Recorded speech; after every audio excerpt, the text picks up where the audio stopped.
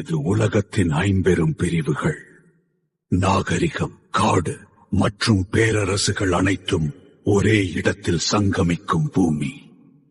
இங்கு மூவேந்தர்களின் ஆட்சி கோலோச்சுகிறது. அந்த 50 பிரிவில் வெளியுலகின் ஆரவாரம் அறியாத காட்டுக்கு நடுவே அமைந்திருக்கும் கிராமம்தான் ஜோஜோ. கண்ணில் தீண்டாத பச்சை செடிகள் சூழ மண் வாசனையோடு சுவாசிக்கும் இக்கிராமம் சிரிப்பும் சுலபமான வாழ்வும் கொண்டது. ஒவ்வொரு விடியலும் இதன்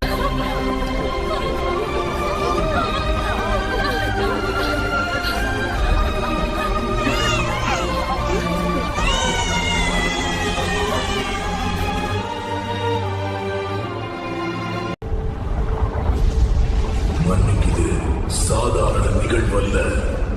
வானம் நிறம் மாறுகிறது.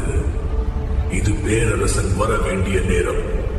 பேரரசின் குழந்தை எங்கோ பிறந்து விட்டது. தடர்ச்சி இதழங்களை இழப்பதுதான் முன்புல குழந்தைகள் பிறக்கின்றான். நீலவானம் இந்த 4 குழந்தைகளில் யாரை அடையாளம் காட்டும்?